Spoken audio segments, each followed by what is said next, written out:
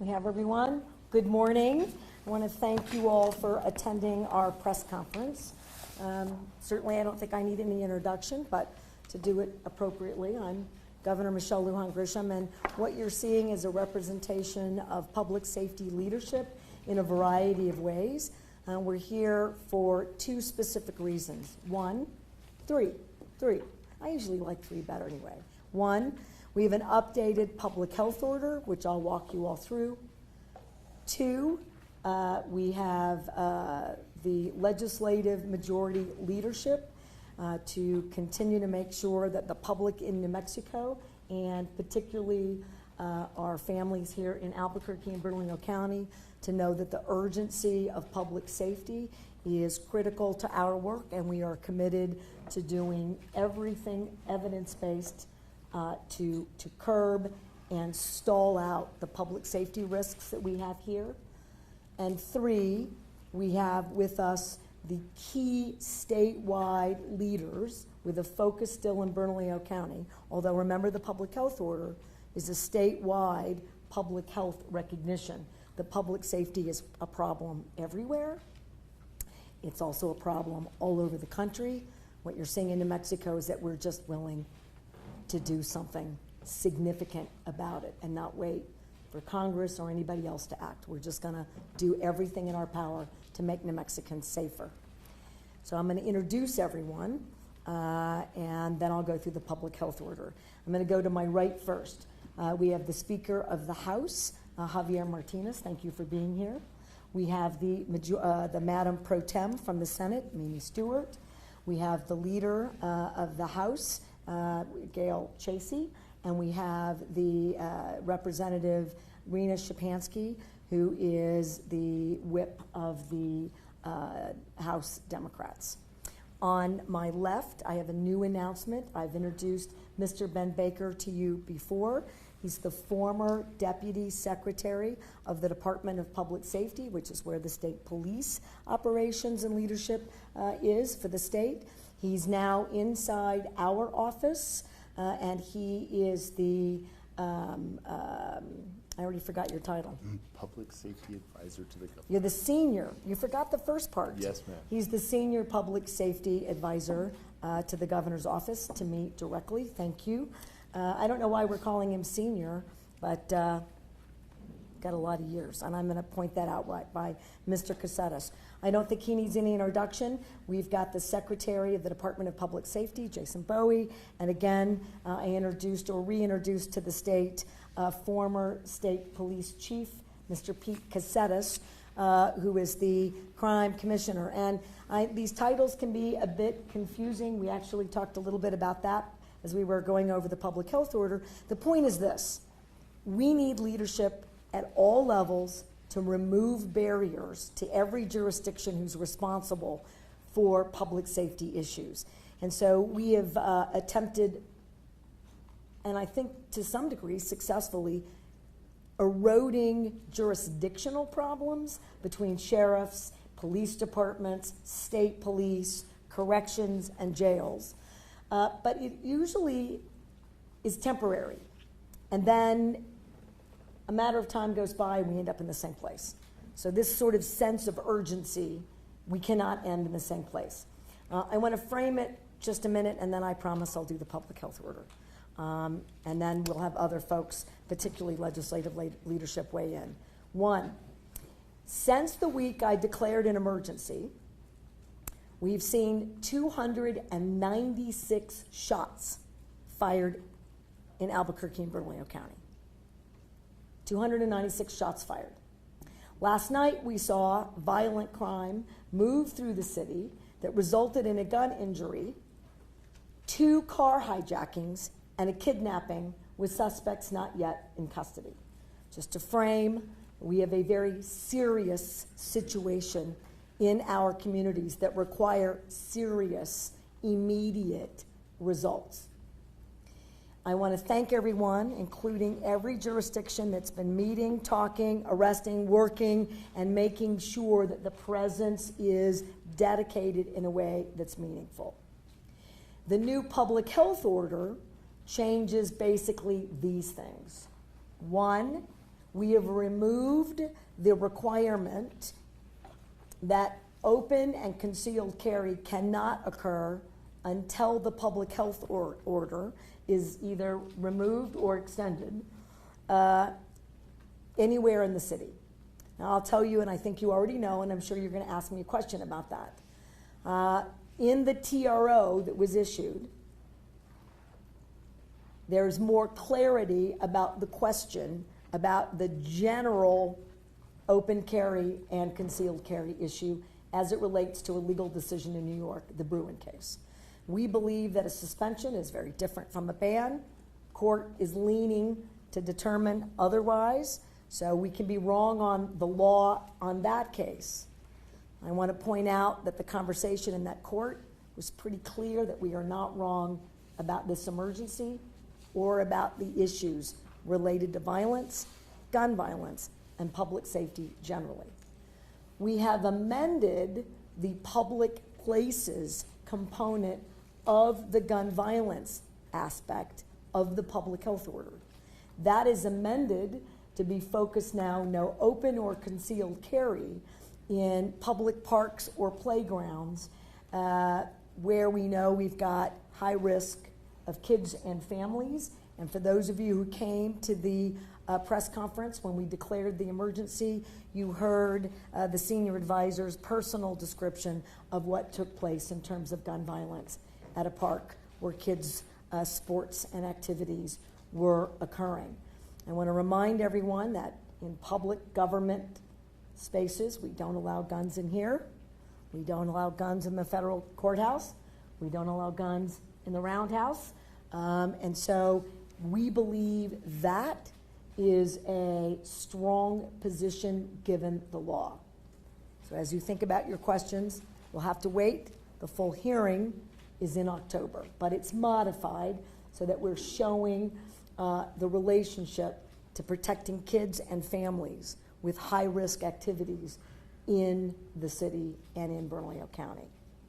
We have added a new provision that directs the MCOs to, within 24 hours, to identify treatment, both inpatient, outpatient, whatever meets the needs of an individual, which is what they're required to do under the Medicaid and their marketplace contracts already.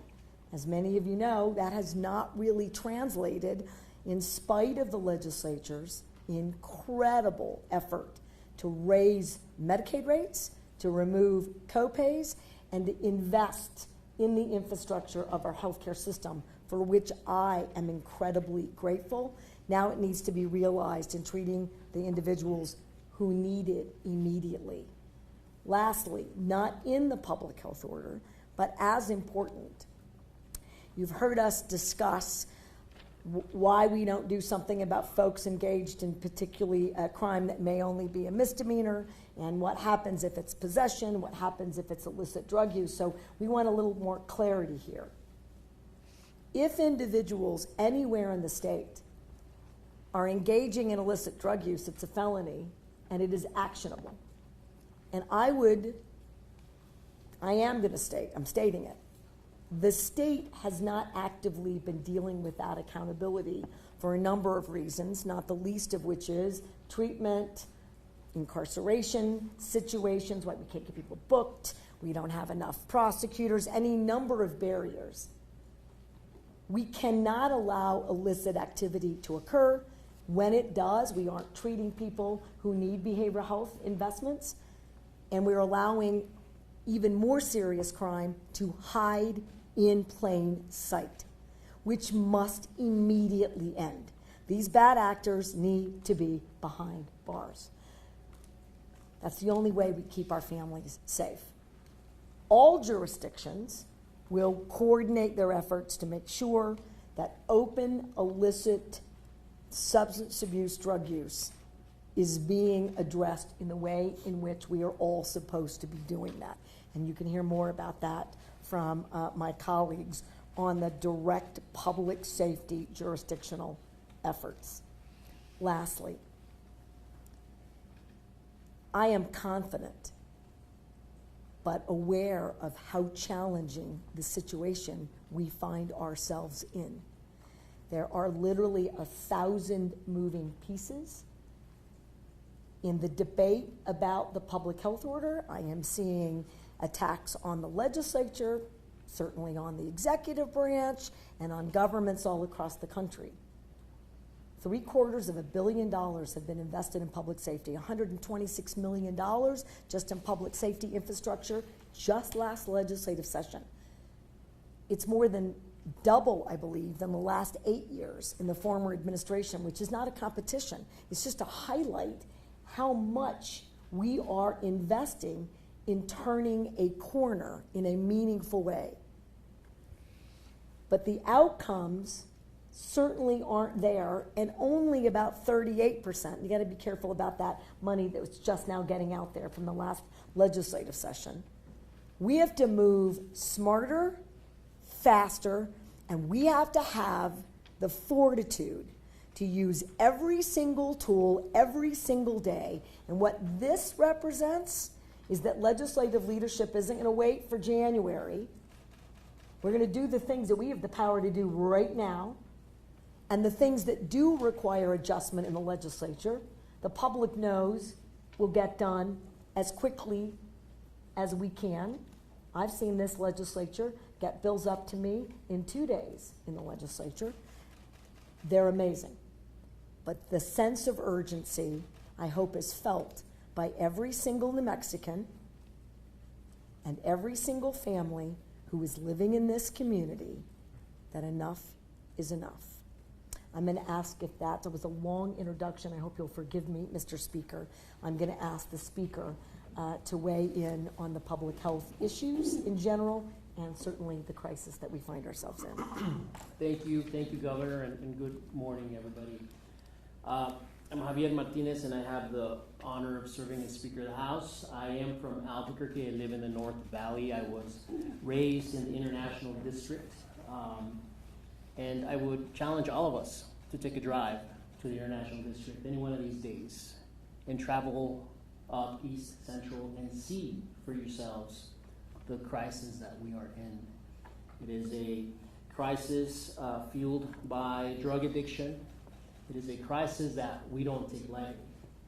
That is why, over the last several legislative sessions, our legislature has led with conviction on issues of public safety and improving the safety of families, not just in Albuquerque, but across the state. As the governor mentioned, we have invested close to $1 billion in public safety infrastructure, everything from radio technology to felony warrant sweeps to much proven violence intervention programs here in the city of Albuquerque alone, 10 million last session. As the governor stated, this is not a one, time shot sort of deal. This is a commitment that we are reiterating today.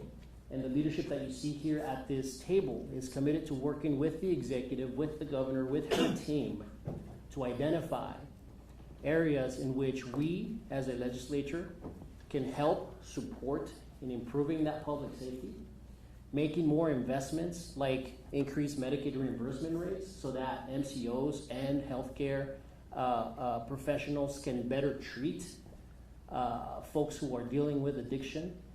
And not just investments, but also looking both at the long-term solutions. As you know, many of us up at this table fought for 12 years to fully fund an early childhood system.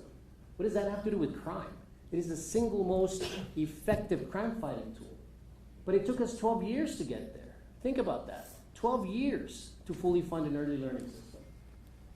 But we recognize that the people of the state can't wait 20 years to see the investments come to fruition. So we are also laser focused on both short and midterm solutions to the issues that are impacting our beloved city and the entire state. Because let's face it, this is a statewide crisis, not just Albuquerque. Lastly, you should know, if for those of you who don't know me, I am not in the legislature because I, like hanging out at the legislature. I'm a father of 2 young kids. What we're seeing now is very personal to me. Got a 10-year-old and an 8-year-old. Our family has actually been victims of gun violence. Our home was one of the ones targeted with a deranged shooter months ago that targeted the homes of elected officials. The impact on my own children of what we're seeing happening in the city runs deep. They don't yet know about the little boy who lost his life following a baseball game. My little boy plays for the North Valley League.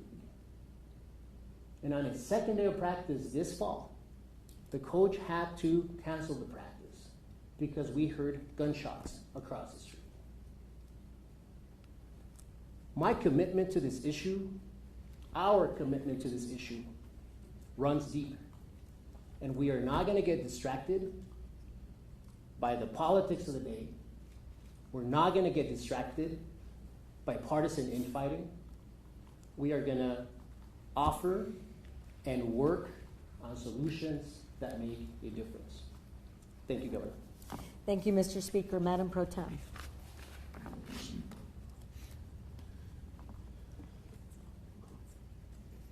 Is this on? I turned it on. I know. Can I use yours? Yours has been red all morning. I can't get mine to go red. Well, good morning, everyone, and thank you for coming out again for this issue. I doubt that there's a single person in our state who would disagree that we have a serious crime problem in New Mexico.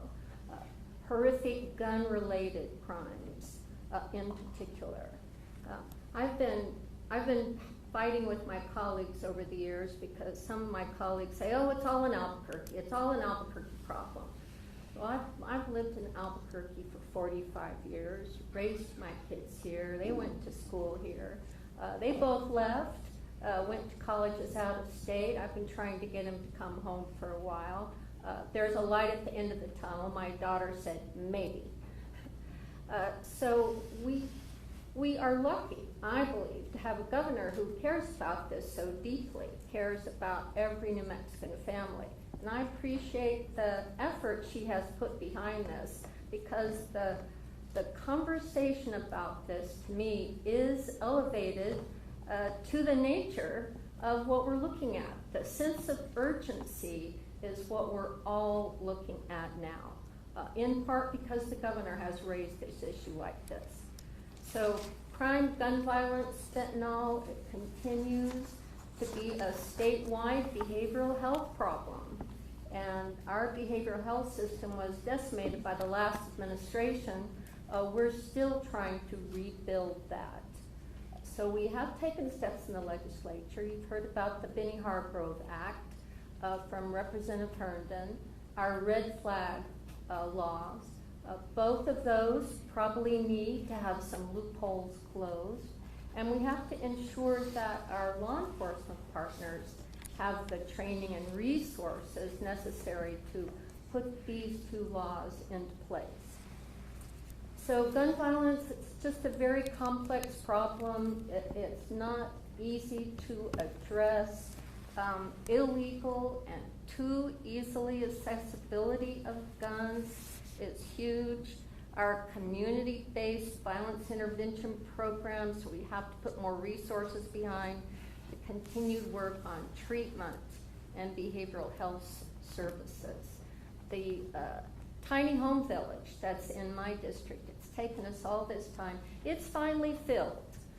Every house now have people that we are working with to lower their issues around behavioral health and drugs and homelessness. So we have done some things in this area.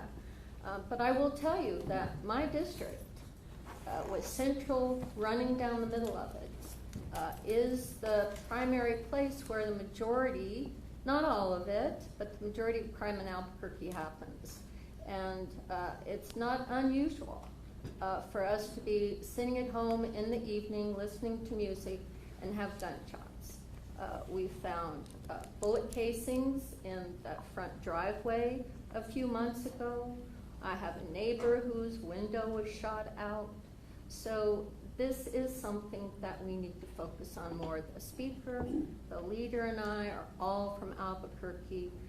I'm looking forward to us working together with each other more than usual, more than we usually do, with a focus on Albuquerque. It's where a lot of these issues start, and it's where the majority of it is happening. It's not just in Albuquerque, though, and the governor can tell you that. She's in touch with people all over this state, and there are pockets of crime and fentanyl distribution happening in the southern part of the state, too.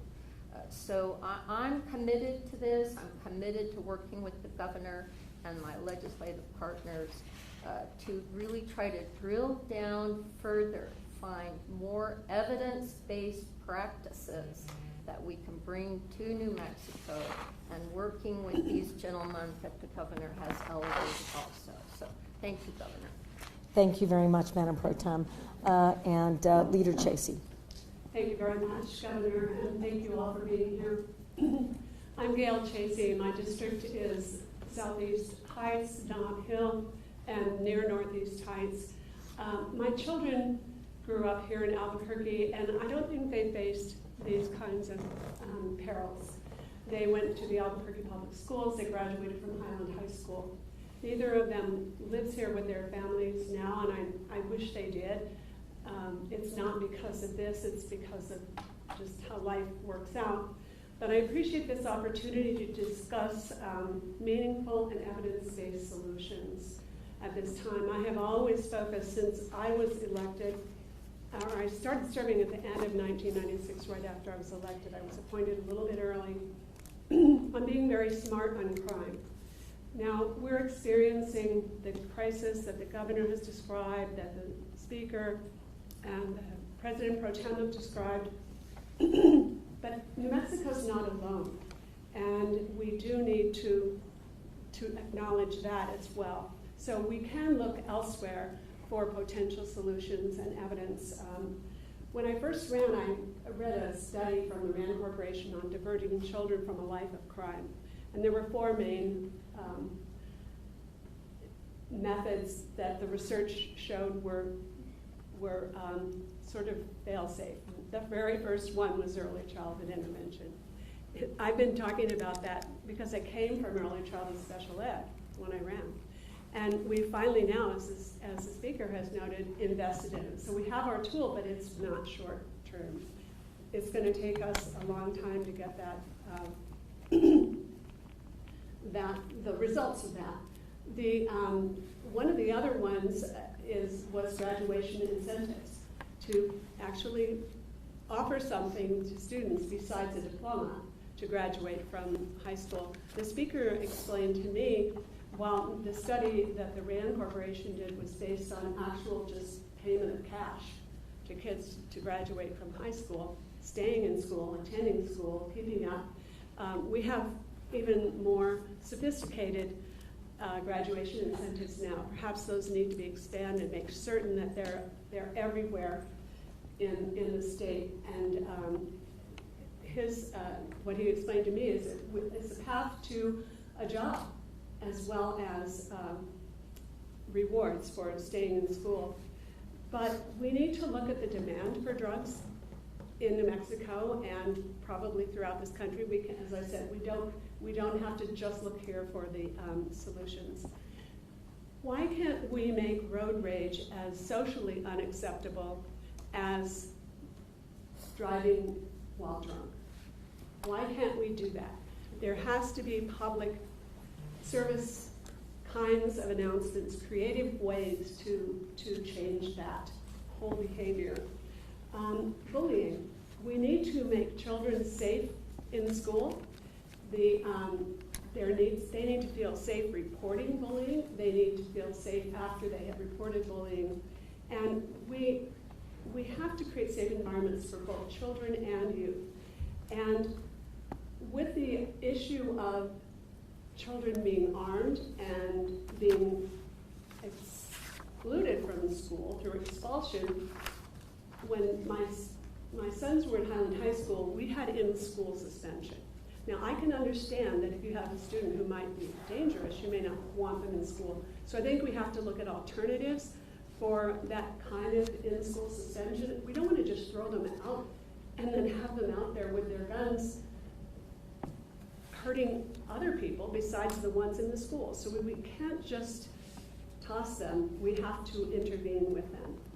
And we also, the county has, Bernalillo County has a huge investment, or has the potential for a huge investment in behavioral health. We added that tax. We can ask them to step up with some of the initiatives that we're looking at here as well. So I welcome the opportunity to try to address the crises and also be looking at the long-term solutions. Thank you. Thank you, Madam Leader. And before I go to quick remarks and thank you by the folks who are on the ground, there's another piece that I was reminded by your statements in the public health order, that the state will take responsibility for standing up any personnel shortages at the jail that we have the authority to utilize. So what does that mean?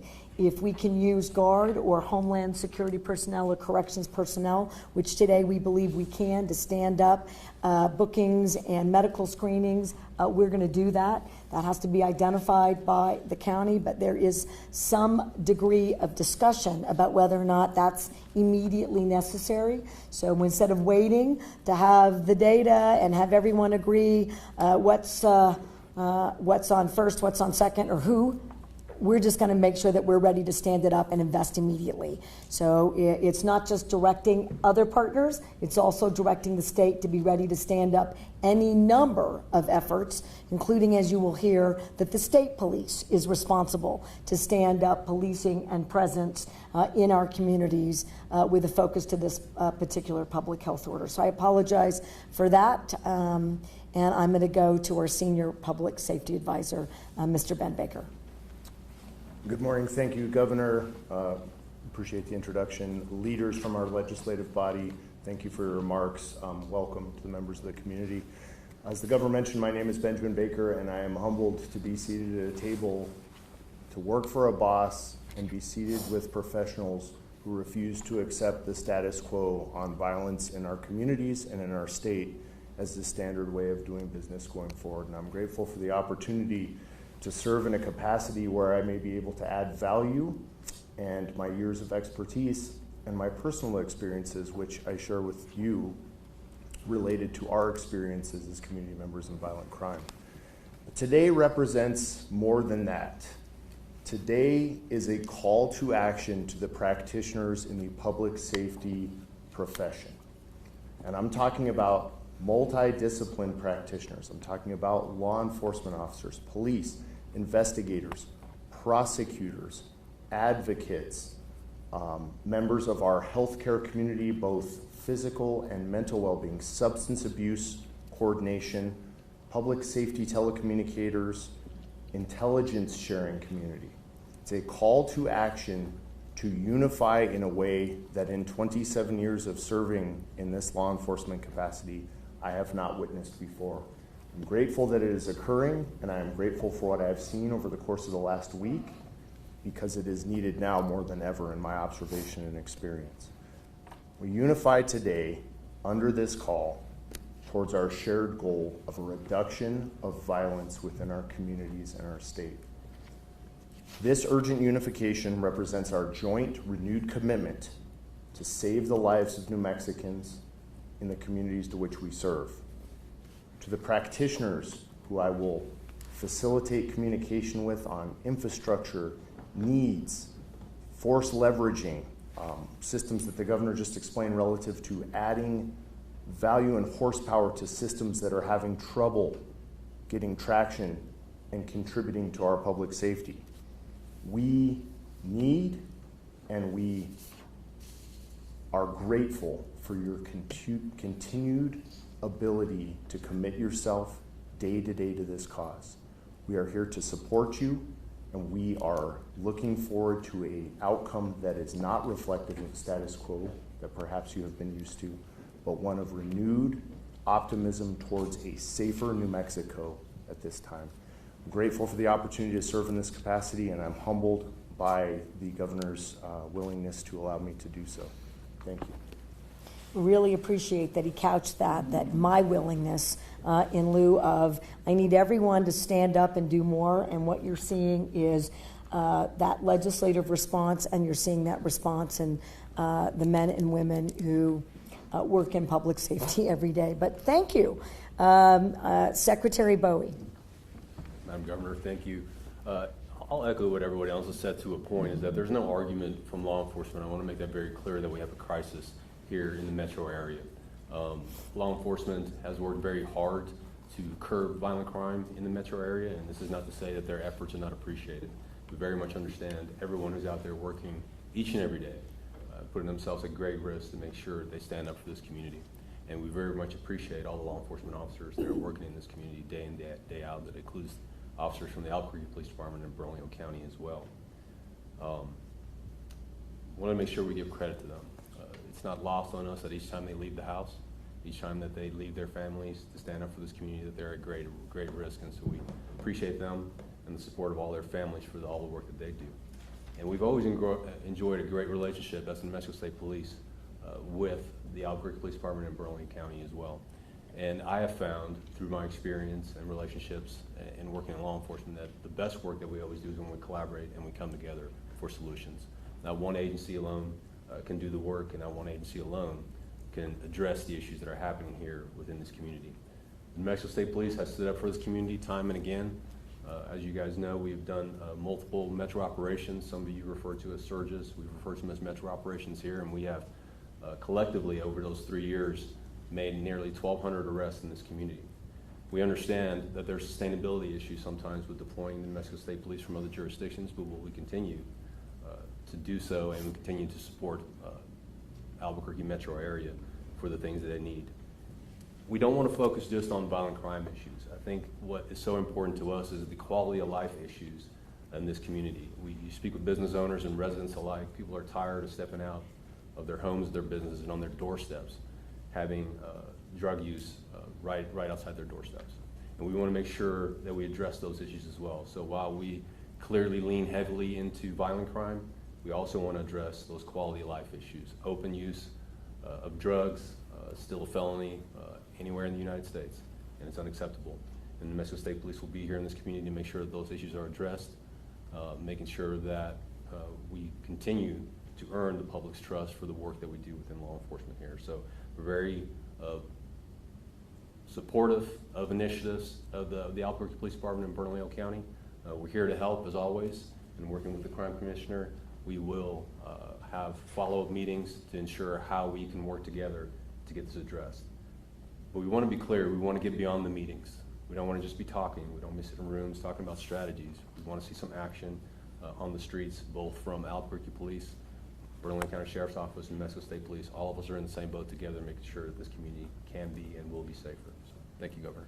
Thank you, Secretary. And Commissioner Caceres. Thank you, Gov.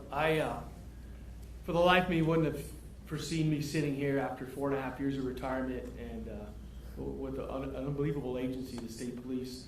And here I am, because I just can't sit on the sidelines. It was a compelling offer, an argument with the governor about what I could bring to the table, and her willingness to give me a position, or put me in a position to make a difference.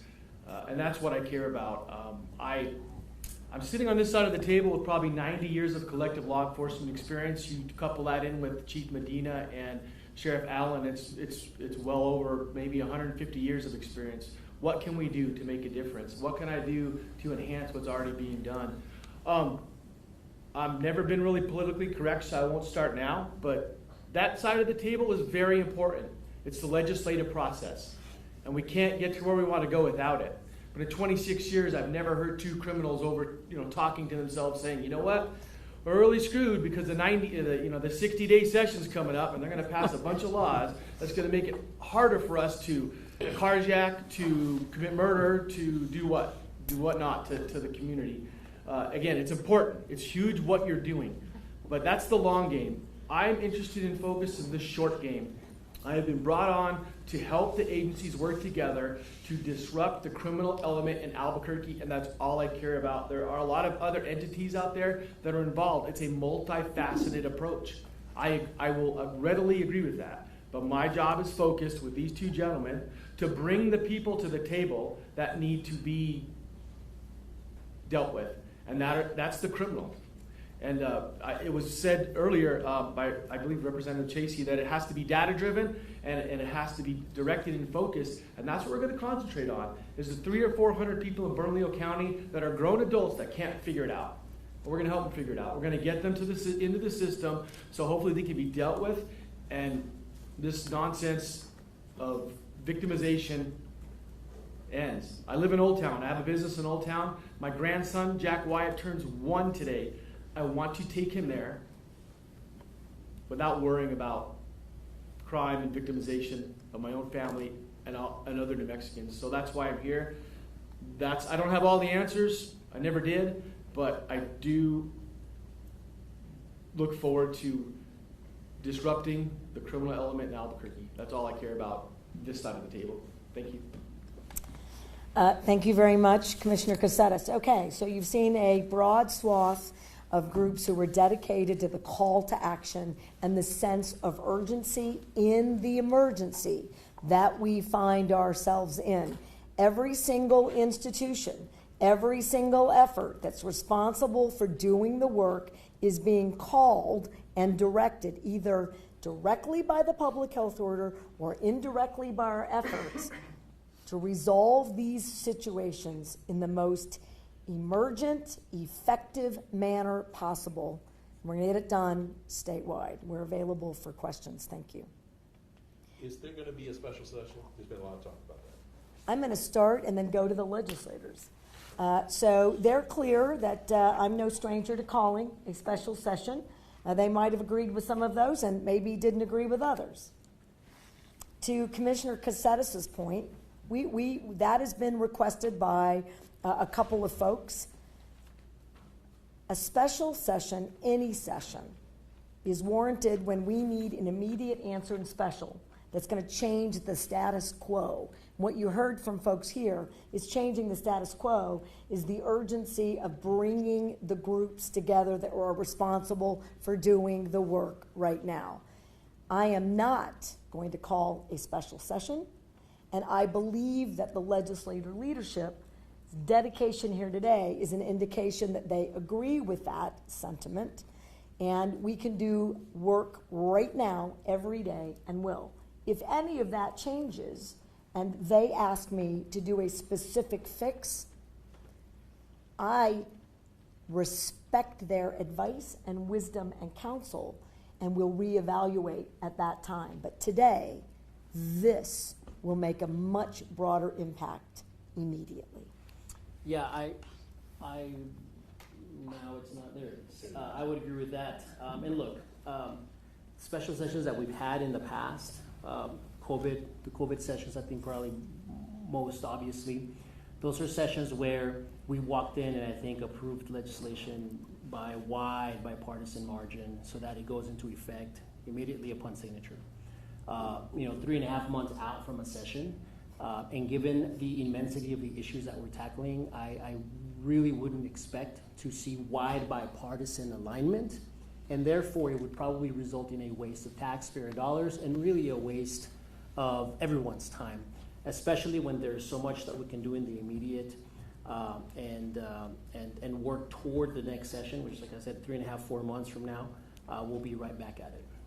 Madam Pro Tem, do you have anybody want to? Next question. Matt, are you going to help me? Did Representative Szczepanski have a statement?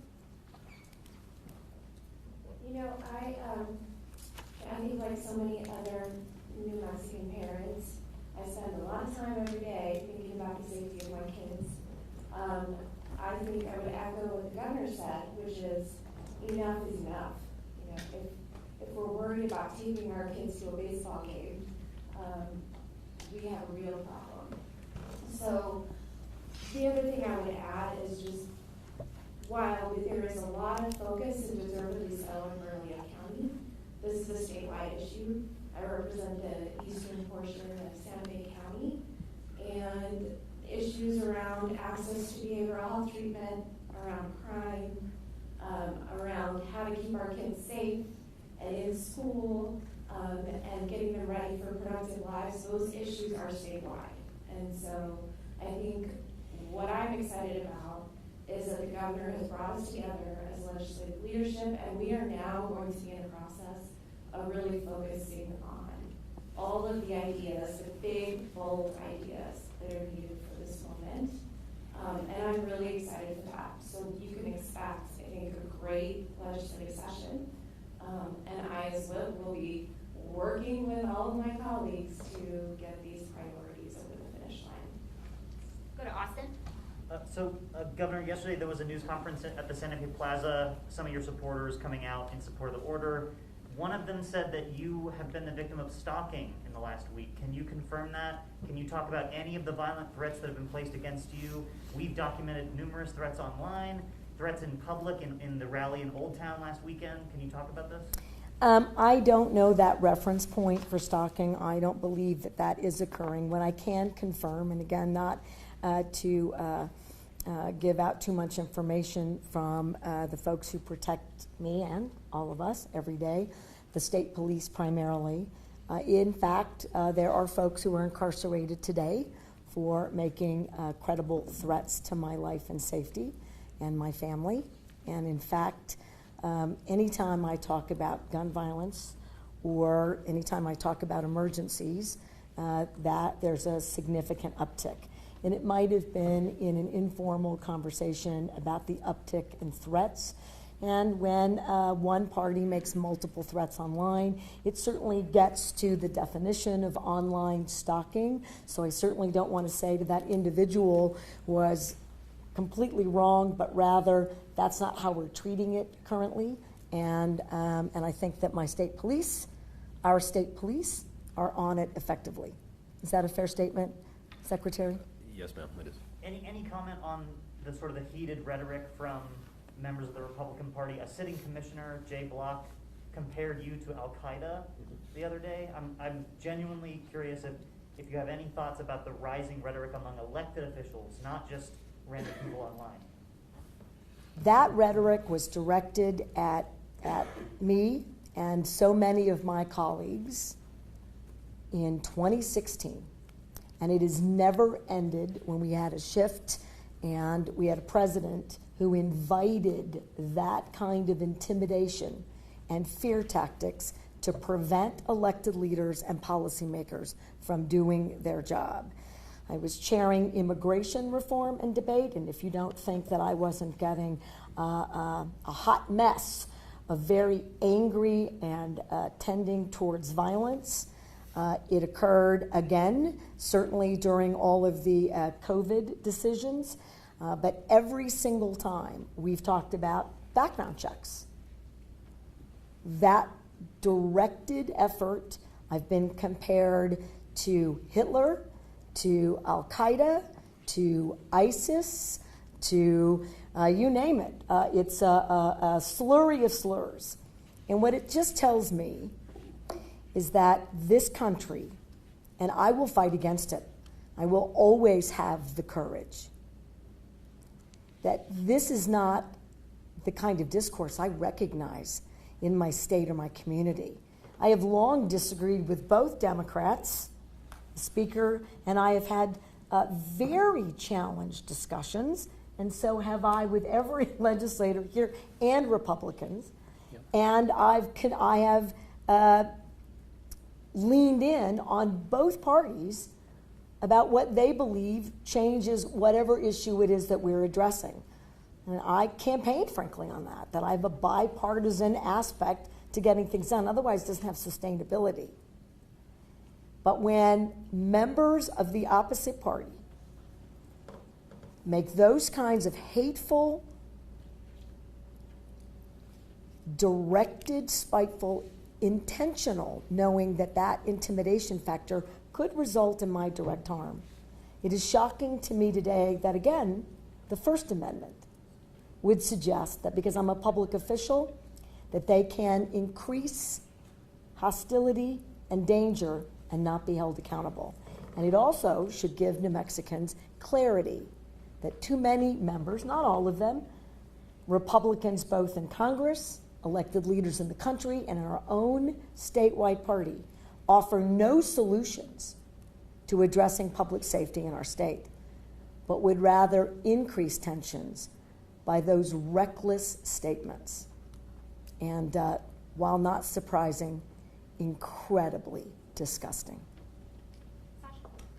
Governor, so you've been criticized by your own party, some Democrats as well, many you've criticized back.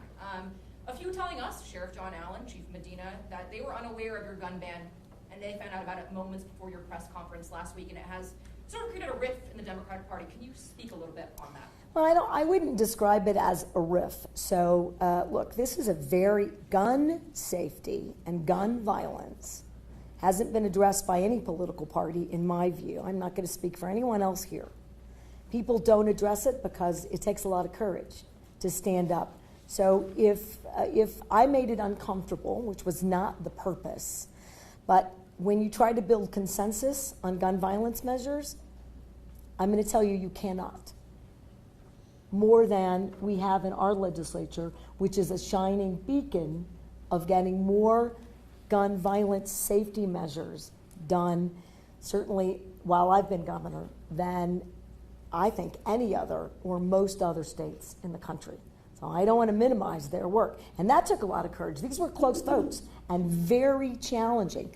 When it's challenging to do a red flag statute, that should give everyone a sense about how hard it is to discuss this in this country. So it wasn't intended to blindside, but I didn't have the time in a crisis to build consensus. I'm also willing, on behalf of the country, apparently, with Democrats and Republicans, that sometimes when you push the buttons of so many individuals, it's a button that needed to be pushed because it's just been lying dormant. It should not be dormant. If I have to be the only person in that context, in that public health order then, around the country that will stand up for children and families, so be it.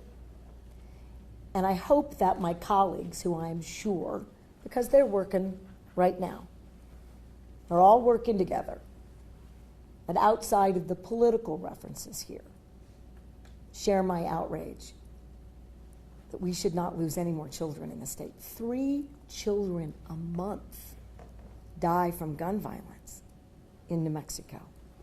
3.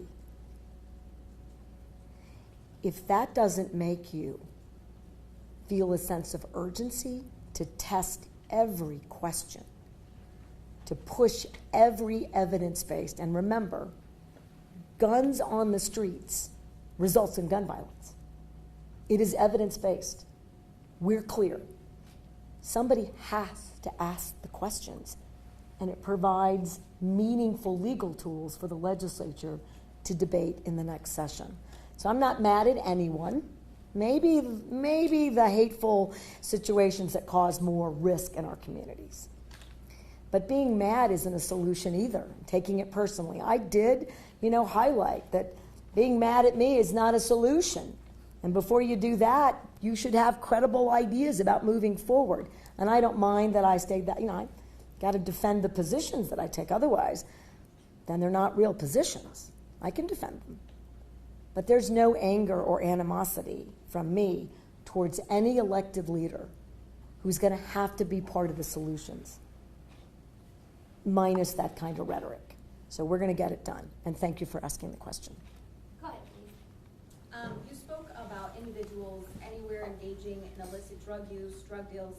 Does this mean that drug arrests are now felonies? They've always been felonies. So if you have a small amount in possession, weren't using, that can be, depending upon the issue and the arrest. So I'm speaking in very broad generalities as not a public defender or a DA.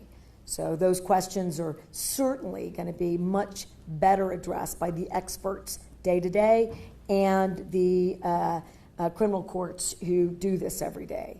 But we have not been arresting individuals who are breaking the law. And I will tell you what I believe has been the reason. That there are so many other things that we need to respond to without a coordinated response. That if someone, a third party, an innocent third party, isn't likely to be carjacked, kidnapped, shot at, that we're addressing those issues. As a mother and grandmother, thank you. I would have made the same decision without being a trained law enforcement officer. With the coordinated presence, we have, I think, significant, dangerous criminals hiding in plain sight. And we are seeing a growing drug use and substance abuse epidemic. And we must get our arms around both. And so that's why we are going to do that. And that's why we're going to make sure that the resources, including manpower, exist for bookings, jails, and behavioral health, all of the above. We must address that. And I would also just state that I think that communities, because crime is an epidemic, in my view, all around the country, certainly has been stated by many others. I'm not the first. I think we're the first state to address it as such. Because New Mexico is a state with real leadership, even when it's hard. And those jurisdictions are now going to say to you that focusing on their violent crime and not paying enough attention to the illicit drug use in their communities has caused untenable tensions and problems in general quality of life and public safety. And this is a community and a state that's going to get that addressed. But the question has to be asked and answered. How do we go from reactive police work to proactive police work? Case in point, we have limited resources in law enforcement. I just checked with a field lieutenant at the state police that I know very well, and he told me yesterday he had an officer at MDC. 4 hours it took him to book somebody. That officer to book somebody. That pulls that officer off the roads. Why? Well, quite frankly, for a good reason, booking was full. But again, the governor's asked us for solutions, and we're going to come up with them. How do we speed those processes up to get those officers back out in the streets in the metro to be proactive? Being reactive, great. We respond to calls for service, but it doesn't prevent what we need prevented. Being proactive does. I think we have time for two more, and let's hear from Robert. Thank you, Maddie. Thank you, Governor, for doing this. I want to confirm the public health order has been amended to allow opening and concealed, but not in public parks or playgrounds, correct, ma'am? Correct. And then can you say, was this in part your alteration to this because of the response, be it legally, the AG's office, just people saying, this may not be It had nothing to do with what people, including experts like the AG, who is responsible for this area of work and others, but it was in listening to the debate in court. I was very pleased that the court discussion on both sides and restated, I think is the best way to couch that. These are my words, not the judges. But that a restatement that there was no disagreement in that courtroom that gun violence is a problem. And there was no disagreement, my words again, in that courtroom that this doesn't warrant a public health emergency or a crisis discussion and definition. No one. Which tells me that in the question itself, finding the framework that will pass legal muster is there. And I was challenged to find it, and I think we have. Now, we'll see. If I have in the October full hearing, if this isn't enough, then we'll go to the legislature and see what will hold muster. But in an emergency, I think this is warranted and valid. And again, I'll have to see. Like I have always said in any number of these efforts, if a judge disagrees with us, then I follow that court order. I do believe in the rule of law, but I also believe in the role of a fact finder. If I bring you a set of facts that's different than a set of facts from someplace else, and somebody challenges my interpretation of the facts and its application in a response, that's exactly where you go. You go to a judge to ask who's right in that context. So we're going to find out in October, Robert.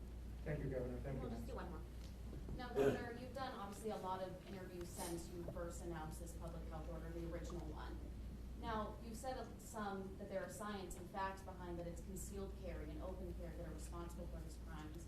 What science and facts do you have that kind of prove that? Well, if that was interpreted by something I said, I would. This is a great chance to correct the record. I don't believe I ever said that. I said guns.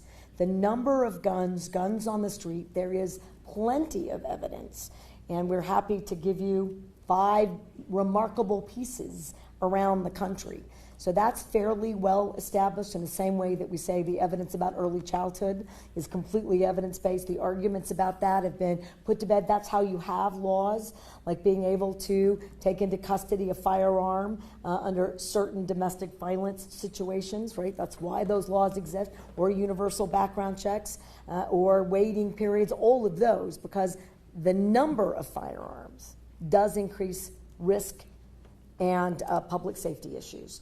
So that's the data that I was talking about having a pause even 8 days ago. You can't tell the good guys from the bad guys, and I don't want to make that a gender-biased issue. We have women who are certainly part of this criminal element, and I don't want to minimize that. But I say that statement that it is, so if you're a police officer or if you're just in the public and I see someone that maybe doesn't look to me like they should be outside with a firearm. I think I talked about the situation where somebody said that they were on a bike trail by the Bosque, and someone who appeared, to be in the teens, maybe 19, maybe 18, maybe 15, with an automatic weapon, a rifle, laying across their chest, who was having trouble even sitting, and whether or not that was a legal or unlegal situation and what they do in that moment. What I will tell you is, in their communication with me, they were terrified. So trying to reduce fear, intimidation, terror, and increase public safety, that was the intent based on just guns generally, not to open carry and concealed. And last thing about concealed for everyone here, not everybody probably in the legislature voted for that concealed carry. That's tougher because the data, and I haven't checked the most recent data, but when legislatures across the country were passing concealed carry, there really wasn't data to say that that made you any less safer. So if that might have been part of that background for your question, it's good work. And I haven't seen any new data that says that's shifted, but it's firearms in general. Let me ask you quickly about your trip to Taiwan for next week. There's a trip to Taiwan? Yes. I think you're going. Yes, we've been invited. We've been invited to participate. I'll be there with another governor at least to talk about the developments in companies in manufacturing, intelligent manufacturing, and related business endeavors who are very interested in the West, Southwest, and particularly in New Mexico. And we believe that during and immediately after that trip, we'll be able to announce some exciting new economic development news. But it's an honor to be invited to participate in their Taiwan-U.S. Business Day, and I'm one of the featured speakers about what New Mexico's doing right to encourage this kind of international business ventures and these companies coming to our state. So I'm excited about that opportunity. Gov, I know you're crunched for time, so Okay. I'll ask this pretty, if I can ask one more. No, we're all done. Thank you. Thank you, guys. Appreciate it.